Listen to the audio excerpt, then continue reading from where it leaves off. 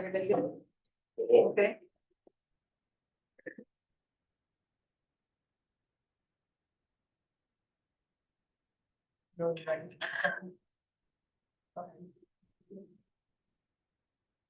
Yep. On order the committee of the whole meeting for the Village of Roscoe for October 15, 2024. I have roll call, please. Babcock, Yes. Malaco, Here. Petty, here, Flock, Here. Simon, Here. right, Here. Gustafson, here. Okay, and number one is approval of the minutes for the meeting from October 1st, 2024. A motion to approve minutes. So moved. Second. Motion by trustee Fox, second by trustee Sima. Any changes, corrections, additions? Hearing none, I need a roll call. Right, Yes. Simon, Yes. Flock, Yes. Babcock, Yes. Malaco, Yes. Petty. Yes. The next item is public comment. Is there any public comments? Seeing none, we will have public comment at the end of the meeting as well if somebody chooses or thinks of something you want to say. Moving on to old business, there's no old business. New business is item number 2 is discussion and recommendation of declaring surplus and disposing of a 2003 Forest River travel trailer, formerly used as command trailer by the police department. Chief Holly. Yeah, so this was actually a FEMA trailer that was given to our department from Hurricane Katrina. We've had it for a long time. We used it as command center and special events. Since, I mean, it's kind of exceeded its lifespan. Floor was soft, we ended up putting like full street signs and plywood for the floor in order to try to keep that from falling through. That's kind of exceeded that lifespan too. It's got a leaky roof. It's starting to collapse there, so we were able to talk to Erickson's on 251 Prairie Hill there, and they said that they would be willing to, as long as we can get it there to them, they'd be willing to crush and dispose of it free of charge. So that's what we're asking. How are you gonna get it there? The tires are actually light in Public Works. We go ahead and pull that down up there for us. Please. Please escort. Motion to send it to the board. Motion, motion. Second. Motion by trustee Black, second by trustee Simon. That's good, all right. Final roll call? Right, Yes. Yes. Petty, yes, Malaco, Yes. Simon, Yes. Babcock. Yes. Closing move to the board, next board meeting for approval. Item number 3 is discussion recommendation of a variance to waive the requirements for installation of a fence, ground mounted solar panel located at 11380 Main Street. This was at the ZBA last week. This is for a variance, and Evan is here from Vanderwall. I can explain it to you as well as property owners, and we're neighbors here before, but property owners here as well. I'll have Evan to present, give an overview, and then if you have questions or property owners here want to speak about it, Mr. Miller, we can do that as well. So I'm going to spotlight Evan. And if you want to just sort of give us an overview of what we're doing here. Sure. So this permit came in for application about a month and a half ago for a ground mount solar energy collection system off of Main Street. The property is quite large. It's several acres, and the location where the ground mount solar would be going and where it's proposed is pretty secluded and pretty far back in a wooded portion of the lot. You would be able to see this. The solar mount system is about 12 to 13 feet tall, and you would be able to see a little bit of it from Main Street. Now, the way the ordinance is written right now effectively caps the height of these private ground mount systems at about 5 feet. While there's no real hard height limit in the code, there is a fence requirement that requires the applicant to put a fence along the nearest adjacent property line And since fences in the village are maximized at 6 feet, that effectively makes the max height for a ground mount solar system 5. So to get around this, the applicant is looking for a variance to the fence requirement for the ordinance to remove that because the height contingent is dependent on the fence requirement. So by removing the fence requirement, the applicant would be able to go taller to that 12 to 13 feet that he needs so that the array can be efficient and effective for construction. So the ZBA looked at this and they provided the findings of fact A through E in the packet. I can kind of read them a little bit closer, but item A is really the big one that we were looking at ZBA, and it reads, because of the particular physical surroundings, shape, or topographical conditions of a specific property involved, a particular hardship to the owner would result, as distinguished from a mere inconvenience, if the strict letter of the regulations were to be carried out. Now, the ZBA found that because of the unique size of the applicant's property and the high degree of existing trees and other vegetation on there, that it would be undue to require them to remove that vegetation, and the unique hardship would be present because of that. That's really the crux of this variance application and why kind of a little bit of the debate around it is because variances as a zoning concept are to kind of get around properties that are more restrictive, whereas this property is more permissive in it being larger in size. The restrictive part is kind of due to the vegetation. Yeah, Joe has the site plan up here, and you can see that area in the back is pretty heavily wooded. It's pretty secluded off the road as well. So with that, the ZBA is recommending approval.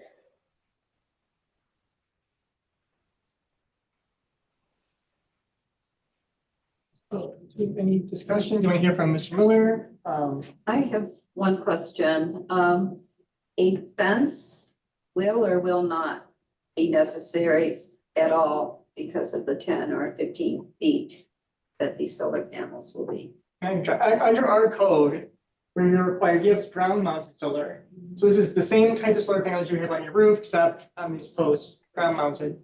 Our code requires you to have a fence surrounding those. I get And our fence requirement is 6 feet tall.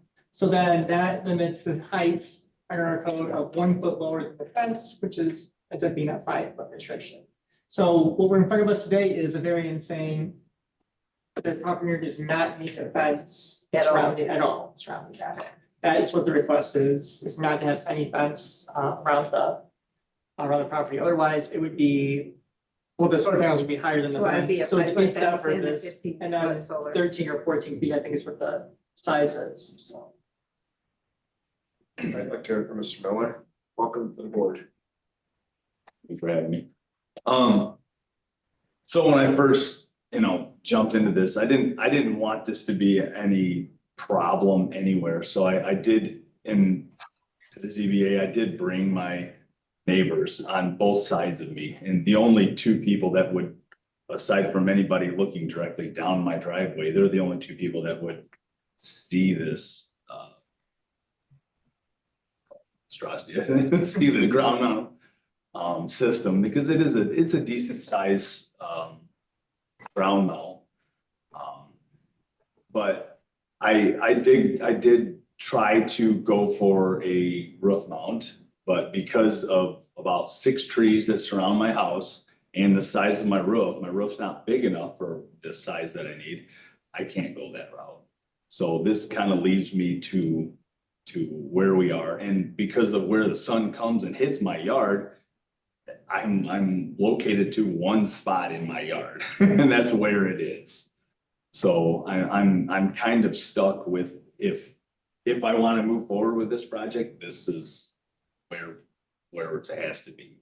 And I took those pictures the other day. Can you explain, do you want to just explain what these are so we can? So that is, I'm standing on the bike path, looking, or actually I'm closer to my mailbox on that one, looking down my driveway. And actually, I have a Yukon. And if you can see it, it is parked kind of in my yard where the solar system would be.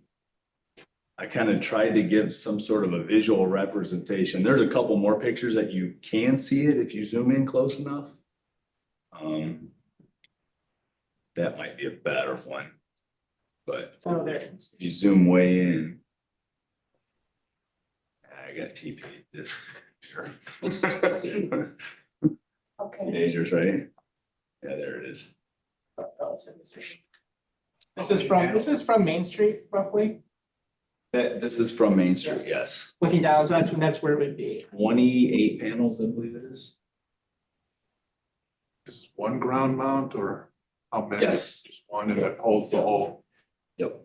It's one long ground mount. so you're looking at about 4 foot tall. And actually, you'll end up seeing it from the end, mostly from the end of the ground mount. If you look at that overhead view, it's kind of sits at an angle. That has to face mostly south. Yeah, that one right there. So the end of it kind of almost is towards the end of my like kind of looking down my driveway, you'll see kind of the end of the solar panel. That's about, is it 40 feet or so? That's the thing. This. The neighbors that would be affected, they were okay with it. Yes, yeah, they were both here in support. The last week at the ZBA meeting.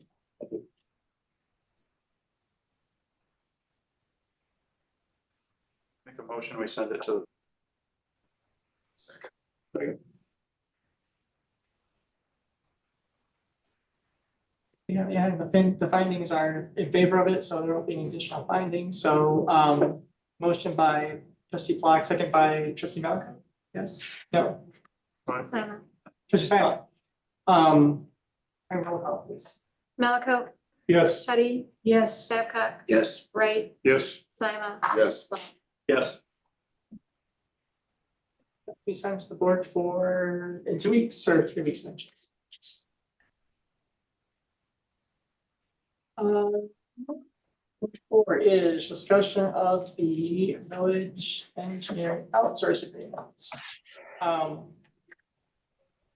We got a fairly detailed memo in the packet. Essentially, it comes down to is we haven't really looked at engineering services for 20 years here.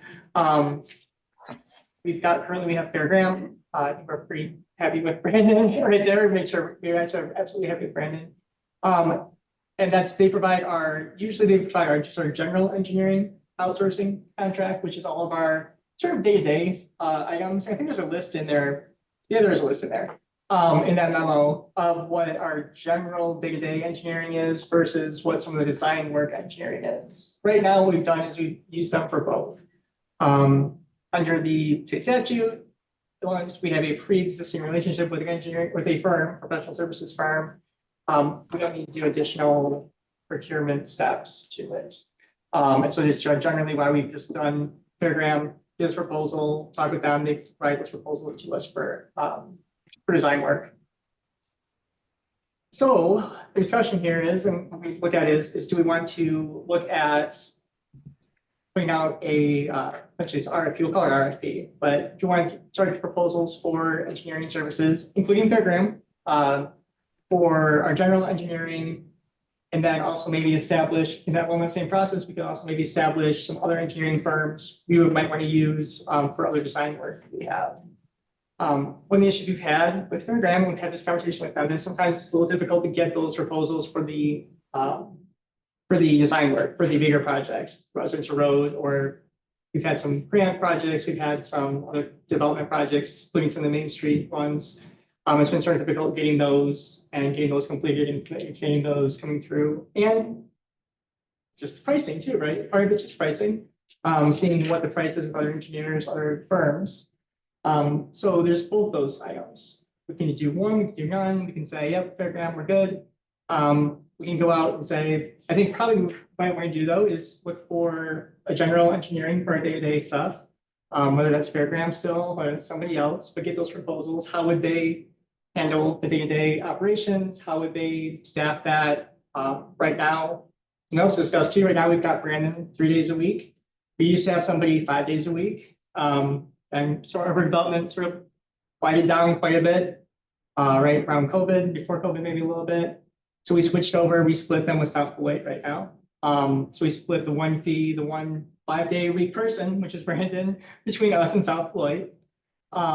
So the question is, do you want to do something like that still? Do we want to have someone who's, he's physically present at Public Works for 3 days a week? Do you want that again? That was sort of maybe a rare thing that Fairground did for us many years ago when we started this whole project or process. Do we want to have, as needed? Do we want to have someone? I think we do need to have someone representing us as the engineer, whether they're here physically, whether they're here, several days a week, whether it's, okay, they work out of the office and we know we send stuff to them and there's a timeline for it. And it's just really general discussion about what you want to see. Just leave it up to me, leave it up to us, you can do that too. But we haven't done this for quite some time, so it's probably a good time to discuss this. Probably what we want to see, what we're going to use engineering firms for. I'd like, Oh, sorry, go ahead. I'd like to add, there were extensive conversations with staff members as to the various questions they bring to Brandon, the answers and the transition that has been undergoing. And I can't stress enough how important it is to have a point person on day-to-day types of things. And Brandon has excelled and has kind of set the model for what we wish to have with in-house and point person and operating day-to-day. So we would like to have the opportunity to, some of these things have evolved and we're not always part of the original scope of work, particularly our transition in our, shall we say, the way in which we handle permitting, that has expanded, and the cooperation and working with zoning, that has expanded significantly. So we would like the opportunity to request proposals from other firms as to how they would handle, and you have a long list of services here and what a point person would do, as well as how they would and how they might price those special projects that we would do. So we might end up with one firm doing both, or it might be a hybrid, but we just need the opportunity to find out what other firms do to provide those services for us. So we're asking that we send out this request for proposal to all firms that are interested, and we'll see what comes back. So would it be 2 RFPs, one for a general? I think we probably would do, so we get qualifications, we probably do one, yeah, if I do one proposal that would have both those items, would have, here, how would you handle, if you were interested, how would you do day-to-day services, how would you handle? Right. Essentially, the scope that's in there is really the scope I would use, that's for just that portion of it. I think we've got that pretty well narrowed down. And then also, because it's qualification based, that's what Illinois requires for these big projects. It's getting those, how do you have your firm, getting the information about the firm, doing the interviews with the firm, and maybe selecting, 1, 2, 3, maybe it's just Fairground still, maybe it's a couple other ones too, for some of the other items we have, some of the bigger projects we have, the design projects we have, how would those work? So we would know. And then we could get the actual proposals. Once we have those qualifications set and that sort of that group of people who we sort of pre-vetted essentially. And as we come up with those different projects, then we say, okay, provide a proposal, sort of like we do with Fairground now, provide a proposal for that specific project. Like residential roads or the Main Street, the Love Road reconstruction right now, we're working on that. The Willowbrook Road reconstruction, those are the big projects you see the bills coming through. Yeah, how would you handle all those types of things? So it's it's really figuring out engineering, who's out there, what types of services they provide, and then the more detailed one will be, how would you provide the in-house, essentially, we call it in-house engineering. So this hasn't been done for 20 years. Around that, yeah, 15. 15 years, yeah, 15 years. I think it's a fair process to go out there. You might find out we got a good deal, you might Yeah, find out there's absolutely. better, Yep. so definitely. The other part that has been difficult is trying to figure out how much time is enough in-house.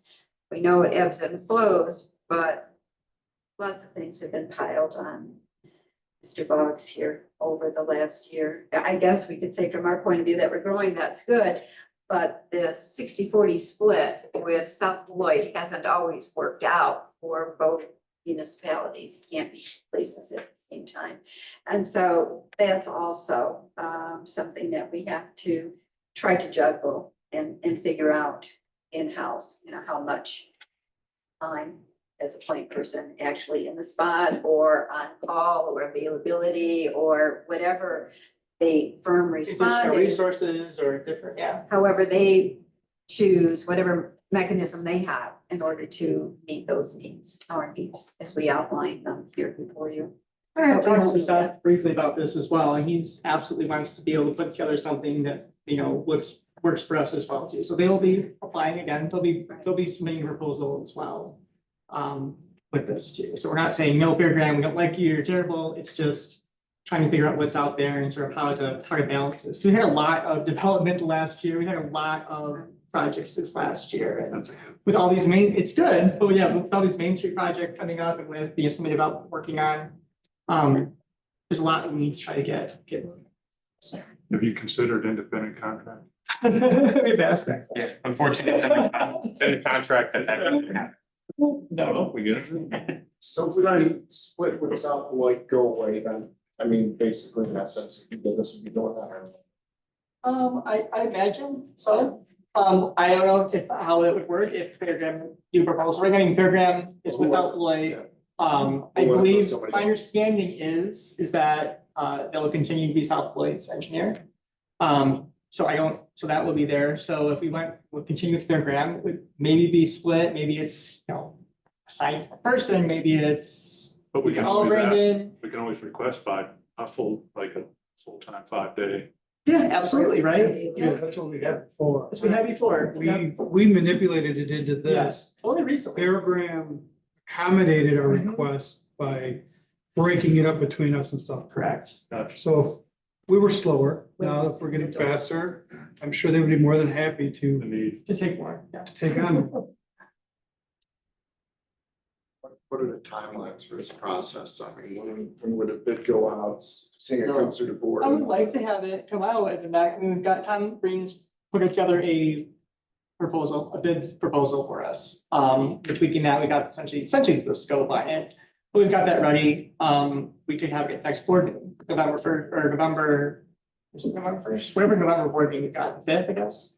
The intention would be on that one, and 3 to 4 weeks for proposals to put those in, and then probably, maybe the first meeting in December. Having that, but it doesn't have to be a long process. I don't know if you get it for the first week of December, you think it'd be enough time to have the bids out? Well, it'd be the first week of November for us For the approving it request. here, and then hopefully having a decision, or able to make a decision by that first or second meeting in December, yeah. Yeah, the whole process shouldn't take all that long, I would think. So for our next meeting, the board agrees to sending out a request for proposal. Then the request for proposal can go out That, that next day. yeah, November 6th, yeah. Right, and then, they come, whatever is the recommended time for people to review and respond. I don't know the answer to that. Maybe a couple weeks, 2 or 3 weeks, 2 or maybe? 3 weeks. So that would then have a decision sometime. So we need a motion to move this on. to the board. Yep. I have another question. How's the decision made? Is it made by the board members? That'll be part of the thing, part of the scope, however, we decide to do it at the, we did RFP. I mean, it could be, it's you're making these decisions. I'd like to put forward that I agree. about make the decision. Because this is different, right? It's not a cost base. This is No. professional services, so it's who we think is the best for the for the job. village, best fit for us. All our rankings, or ranking rubric we'll use. We do the rankings first, then we would, once you find your top person, you negotiate with them, figure out how it's gonna be, and then you go. So I would hope you would trust the administration here to go through the proposals and rank them based on how those individuals would respond to those things that we've laid out. Who's the point person, how frequently, what's going to be their availability, the type of relationship, being backbench, so to speak, their availability, their proximity, all of those types of things. And give them, Joe, the opportunity to rank them and then submit to you, here's the 1, 2, and I 3. can explain here's why we chose these people. I mean, we're the ones who deal with the engineer. I mean, every day, right? I'm with Right. Brandon every single day. He's providing us information, not just me, it's Everyone. Sam, it's Troy. Troy, it's Janelle. We've mentioned this, there was some concern about, oh, we're losing Brandon. Like, not necessarily losing Brandon, we're just looking at this. So I know our staff, relies on Brandon a lot, relies on Fairgrounds engineering a lot. So I would hope that you give us some weight to who we, No, I- propose. I understand, yeah, you absolutely would have a say in it. though. What I'm saying, this is in an open, transparent reason, so like, Yeah. why did you rank them? Yeah, Where absolutely. they're at, this is your recommendation, right? But, you should have the opportunity to Absolutely, yeah. make viable.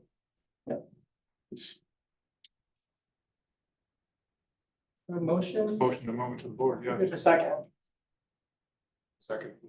Motion by trustee, Wright, second by trustee Simon. A roll call. Babcock, Yes. Wright, Yes. Malcolm, Yes, Block, Yes. Simon, Yes. Betty. Yes. And we should have that at the next meeting. Let's see, sorry. Next item is item number 5 is discussion of the 2025 was budget process. Talk about the schedule coming up here, as well as the treasurer here to discuss the projected revenues for this year. I guess the first item I'll just have you look at is this is all set by statute, but this is, you got in your packet, one of the last pages in there. Timelines for tax levy is our main issue. That's really the hard deadline is that last Tuesday in December. So you have that last Tuesday is that December 31st, and then everything sort of backs out before that.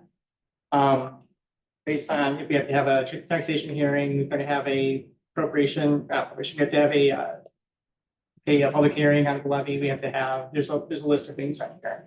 So that's what the schedule is, so, now you can be sort of that first part of it, which will be discussing revenues, and then we'll start bringing forward different parts of the budget, moving forward here until November here and discuss what we're gonna do. So, November, December, and then, hopefully by the end of the year, we'll have the finalized budget, or early January.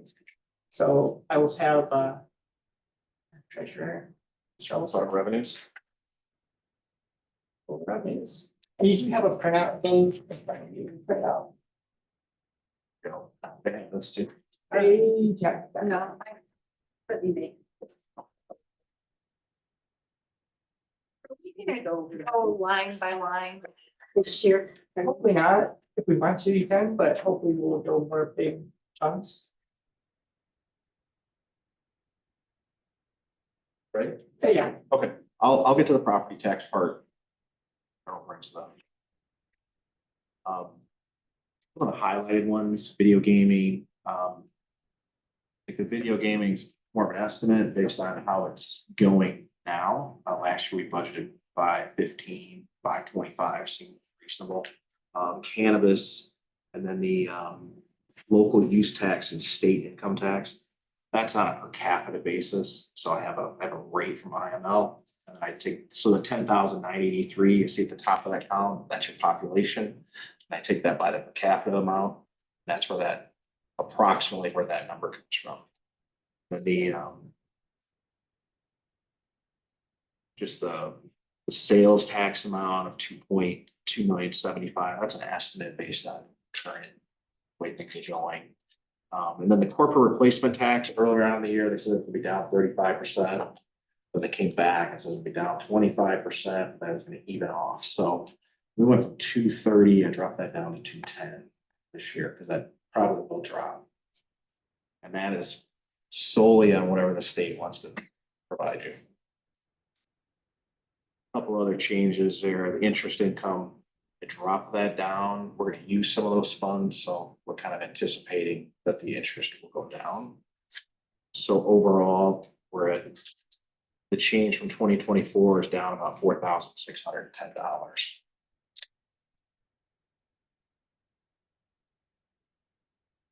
On that. And I think the other thing I note is, it's your motor fuel tax, you go to the second page there. There again, that's on our capital. So that amount went down to about 478. So that's actually lower, so you can see, I think that went lower the year before as well. So.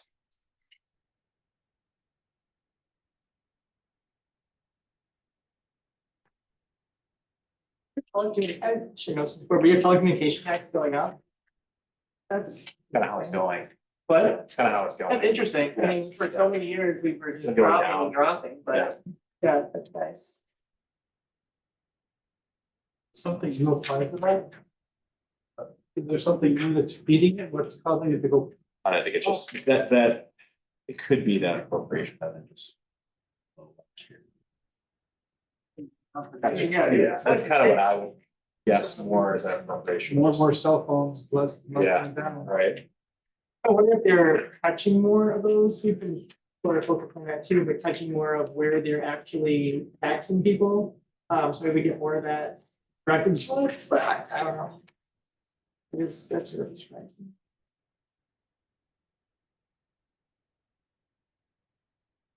Well, then the other part is the property taxes. This assumes, so she just passed out the limiting rate calculation. Obviously, your property taxes get limited. Last year, we had an extension amount of 1,689,0356. Remember, this is a calculation of your, based on your EAV, so your EAV does go up, there's $4,447,000 in new construction as well. There was a bit, yeah, we had our, and then looking through the tables on that too, is mostly residential. Yeah. A lot of residential construction. this year. 2.8 So, or 1.6, yes. yeah, so that EAV went up for overall value of property in the village was from a lot of that residential construction, I think over at Denali. Yes. So this calculation, I hate to say that, the calculation generates a new tax of $1,760,064. That's what I have estimated in your revenue. So there's the previous number of 1,680,000, new calculation of 1,760,000, or if you go a 5% route, you have to have a true taxation hearing on that. That would have to be something over 1,764,948. There's not like $4,000 difference between that, but still, you can't go any higher than that.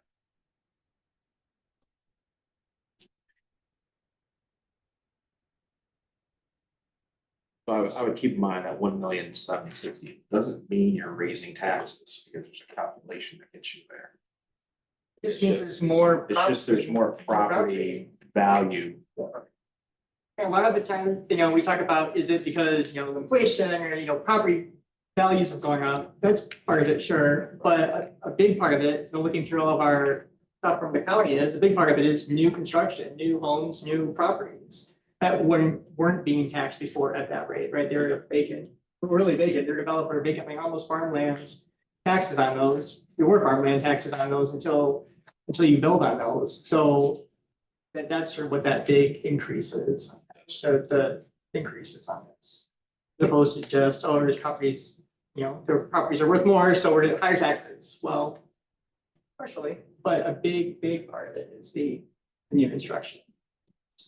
If I may, can we just ask for opinion, is it acceptable with all of the board members that they $1,760,064 is the tax amount that is plugged in here in the revenue stream? Is that okay place to begin with everyone?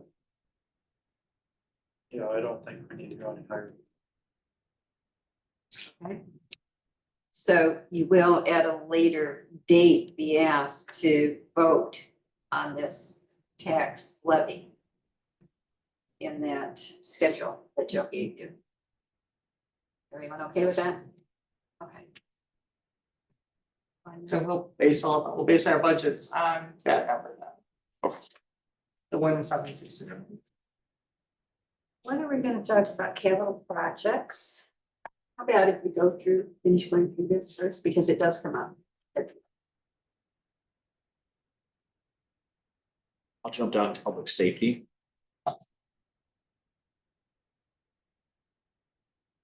With everything in there with the property tax and everything, the public safety revenue. 8,000. Probably doesn't include if you went after any, if you're going after any grants, that'd be something we'd have to put into this. Sure. Yeah. We are going after some, but those are gonna be a little bit more limited because we're not really. A lot of the time with cameras and stuff like that we're adding, we get grants to. Because we have 20,000 in there now. And we're not really So asking it's for not gonna be anything this year. We're not adding in really technology or anything like that we're gonna be grants for. So we will get some in a possible one that's coming up. Gotcha. So the Parks Department, it's down about 6,000. So we get the motor fuel. There again, the revenue's down. I think that's been trending down, so. Something to kind of keep an eye on.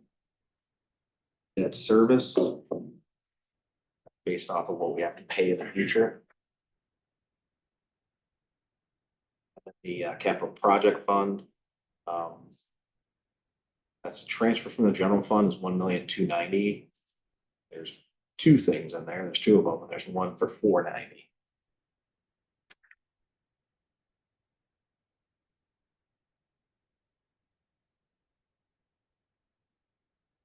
We have to keep in mind, those aren't necessarily revenues, transferring money from another source to another source. Moving money around. Go back to Sue's original question about when did we talk about capital projects, when you get to the expense and wish list with keeping in mind a limited dollar amount. What meeting do you think? First or second meeting in November? One of those two. Yes, And the disparity, I'm sorry, I think we could have projects too. Part of that, be prioritizing which, roads will have, Brandon's got a list of roads that we can look at. Our capital projects this year are gonna be pretty limited in flexibility. We're pretty well committed for capital, right? We've got this parking lot that we finished up there. We've got Hodges Run, which is about $2.5 million there. We've got, Sludge grant. yeah, the house, the grants was $600,000 committed, plus, the grant money, the $600,000 additional for that park. So we're pretty well hit on what we're doing for capital projects next year. It's just gonna be really a live discussion of what do you want to do for, some of the parks we've talked about in the past, the Riverside Chicory Park. And then also the roads, what residential roads you want to work on. So, sorry, I apologize for this. Expanded maintenance. Yeah. So to speak, as opposed to multi-million. Yeah. I think you can pretty much. We'll have multi-million-dollar projects. It's Well, just, they're already committed. They're in the so- works. Yep, They're in the absolutely. works right Yeah. now. Yep. is there any more movement on the fence around public works? first quotes. No, well, we kind of prioritize that we're gonna try and do the fence in the PD lot, the storage lot. That way we can get into there if we need to get to our generator. And it might be actually something that we're gonna do in-house, because the last bid was really high. So there won't be any fence around Public Works. Sooner or later, but we wanna prioritize the police department first. In the lot, storage lot down at Public Works. Cause right now, we can't get in there without the police department coming, and some of the stuff we have stored there, then we have to call Same, and Same has to have someone come down. Well, I did ask for that long before Hodges Run came about, or the wooden huts. So I've had my dibs in for 16 or 17 months. And the Parks Department revenue, the rent versus expenditures. Where are we on the state line? It's been given to Kyle Green, we can present, talk about that and meet with them. You guys decide, yeah, the board, well, you guys, sorry, the board will be able to decide how you want to proceed with that.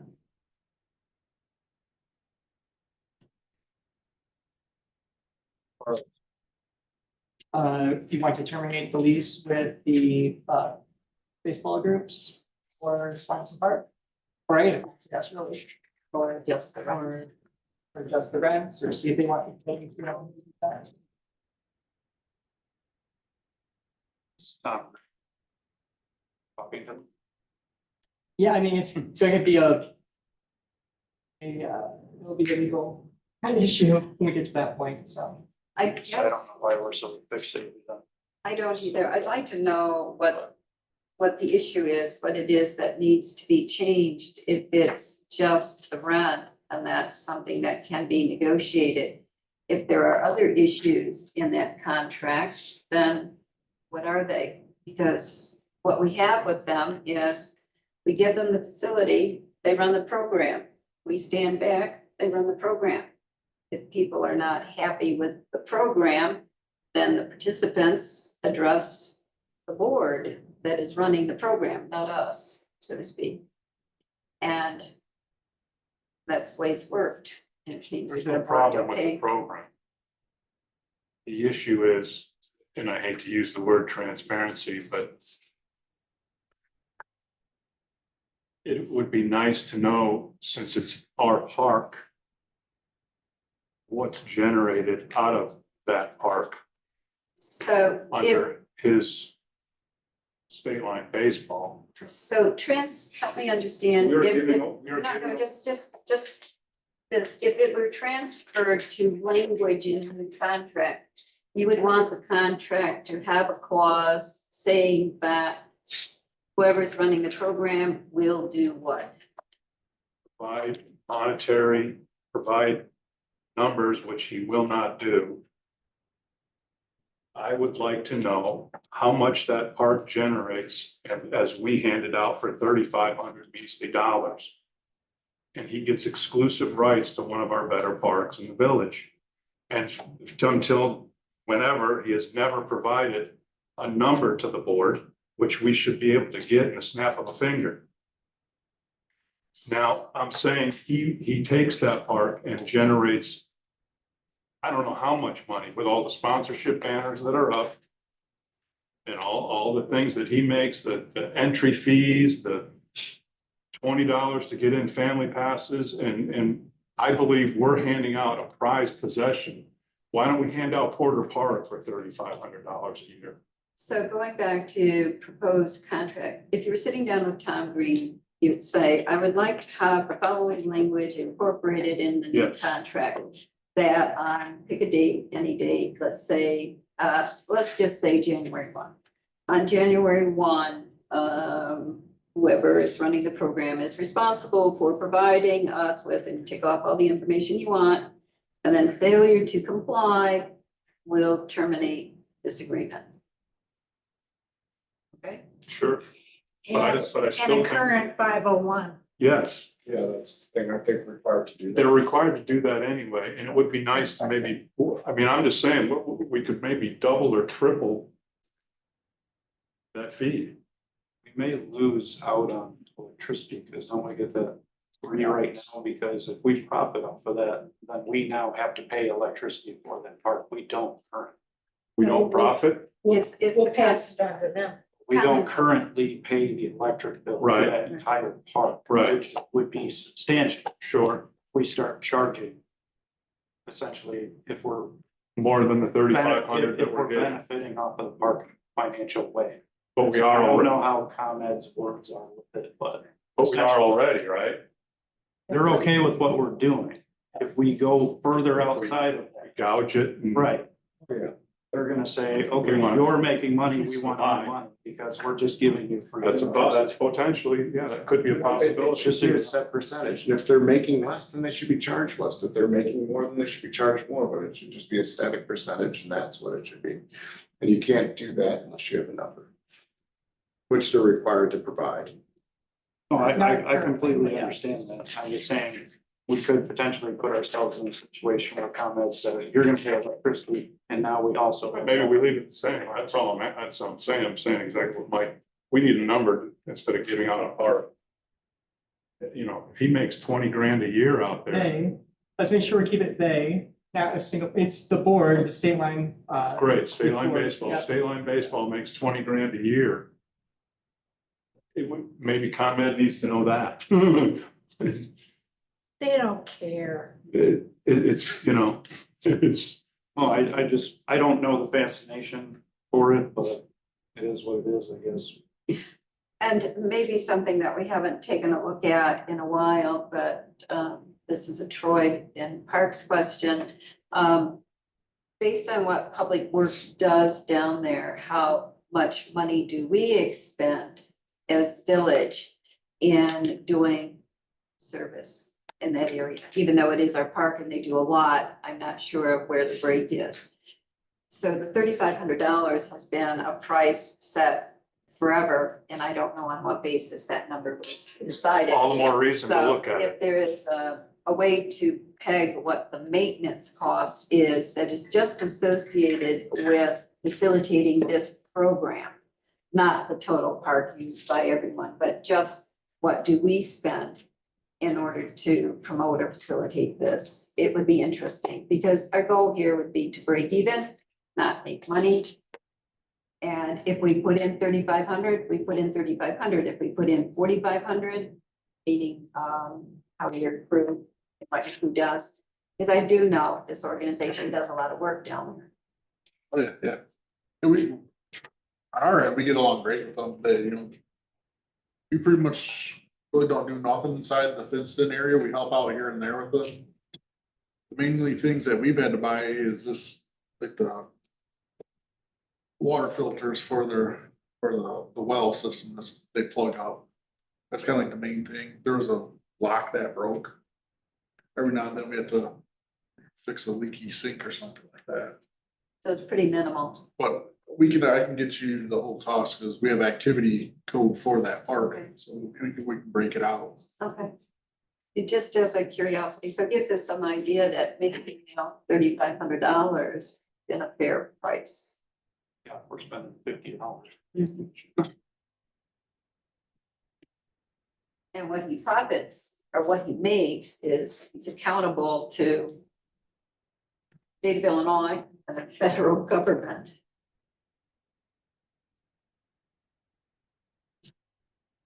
If those numbers are out there.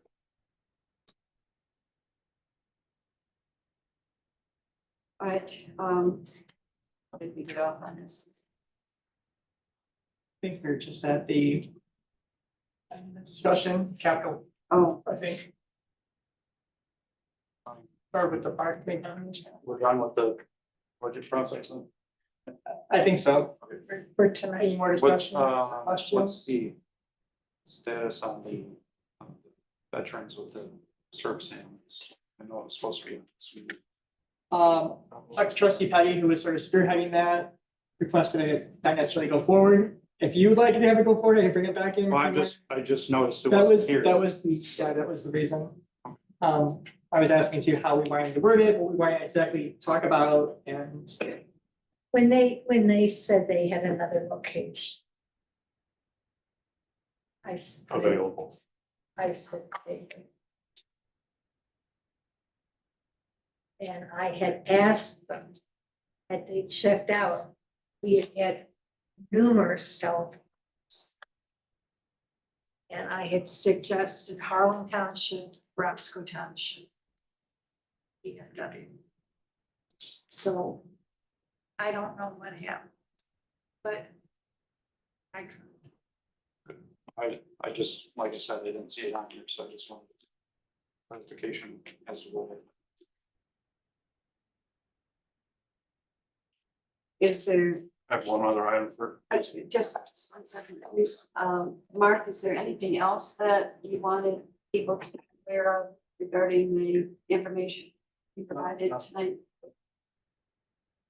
yes, the audit is ongoing, correct? They have everything. But yeah, I'm just waiting for it to come back. so yeah, the audit from last year's been a little process. a partner was doing ours, right? Yeah, person that was doing the audit, wait, Yeah. so, but I think they have everything. We're just waiting for them to send a draft back. So that is coming in right here. Very much. is it too late to consider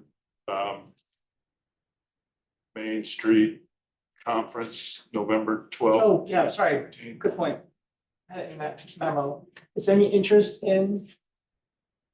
I guess you can talk about that, right, Kat? I mean, Yeah, yeah, I'd be more than I happy to talk called about it. And that might kind of my question. I know we can't have X amount of people, but part of the conference this year, it's in Batavia, Illinois. I think the Wednesday or Thursday, I have to go back and home and check my notes, but the Wednesday or Thursday, the actual session, one of the sessions that afternoon is a tour of the boardwalk shops in Batavia.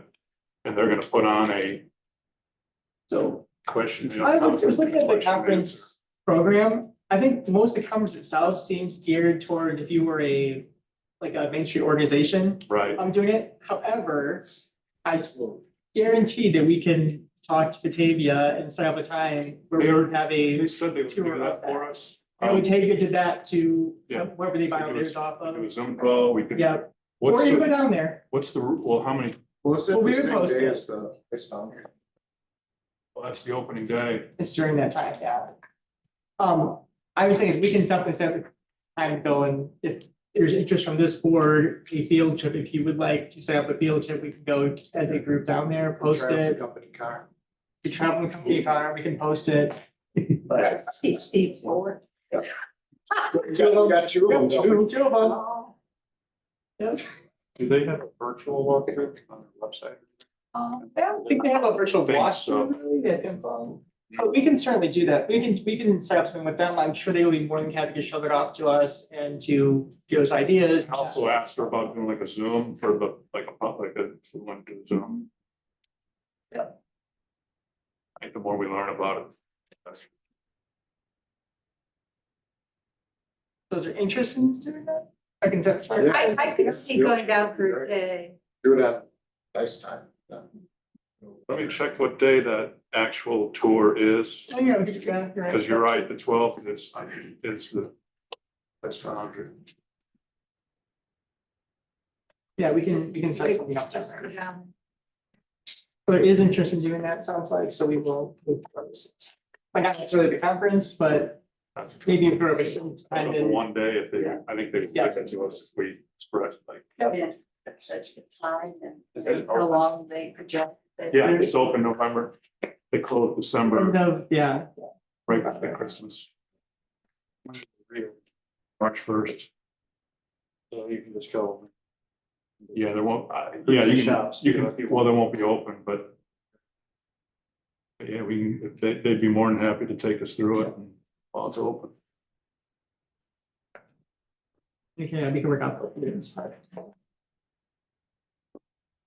Melissa, Yes, I'd just like to advance thank the Public Works and Janelle, the whole team for this truck or treat that's upcoming on Saturday. I think it'll be a great event and I know a lot of hard work went into it. Looking forward to attending and just wanted to note that I appreciate what they've done. Thank you. Thank you, guys. We're still working on the rest of this week too. As Troy said, this is Porter Week. Yes. Particularly it's gonna be 70 degrees and sunny on Saturday, so. Pretty bad. Anything else, any other last? Alright, I just wanted to, no more, or any public comment? I don't think we have any public comment. Presentations, no closed session again, I don't believe. So we have a motion to adjourn. Second. Patty? Yes. Malaco? Yes. Babcock? Yes. Clock? Yes. Yes. We've got. I love it. Right? The first. I guess For the kid. 4 years.